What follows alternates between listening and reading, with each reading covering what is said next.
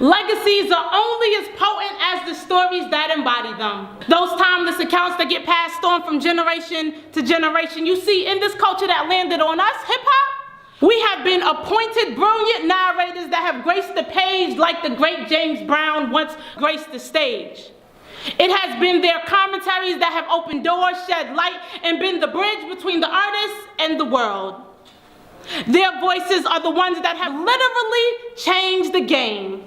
That juxtaposition between MCing and the pen, for they were the chosen ones. Yes, just like superheroes. It was Dream Hampton, a woman that would forever shape this culture, that not only critically reviewed Jay-Z's first album, Reasonable Doubt, but also inspired the notorious B.I.G., a Brooklyn representative, to shout out Pick Gators, my Detroit players, her hometown. It was Mr. Greg Tate that made us love and understand the power of the almighty Gil Scott-Heron and how he influenced hip-hop. Nelson George consistently tells us stories of this culture, from the Village Voice to the Plot Against Hip-Hop. Joe Morgan made us reimagine what it meant to be a hip-hop feminist, and yet the beat goes on. It is these tellers of tales that not only tell the stories that we reference, but they became the story's major ally. You see, they evolved to be the inheritors of hip-hop when no other could fathom the culture, at the least articulated. For the responsibility that they held in their hands was not one to be taken lightly. You see, if it weren't for the hip-hop journalists, what we think about hip-hop music would be altered.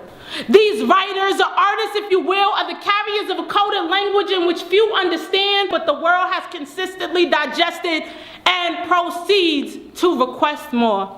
The gatekeepers have given us the real, even when the artists chose not to. As hip-hop matures, there forms a relationship of trust and respect between the writers and the artists. As Kevin Hart quotes, "You gon' learn today." And because of them, we did and do every day. We consistently learn what it looks like to stand on the shoulders of giants. Zora, James, Richard, and they passed the baton to hip-hop. Harry, Bones, Kierna. It is these journalists that taught us to fall in love with it, how to nurture it, give it constructive criticism, and yet never turn the blind eye when it goes wrong, but continue to challenge it.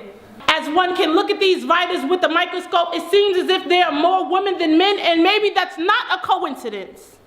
For these women have continued to raise the bar even when the chicks on the mic cop out. For these are our culture creators. But we have yet to have heard their accounts. The pure, raw, uncut, and decoded narrative that could make or break an artist. The ones that facilitate the cool and the trials and tribulations happening in our communities. For in the beginning was the Word, and the Word was with God. And though I don't go around spitting Bible verses as the musicians are the gods on the mic, it is clear that these journalists are the gods with the pen.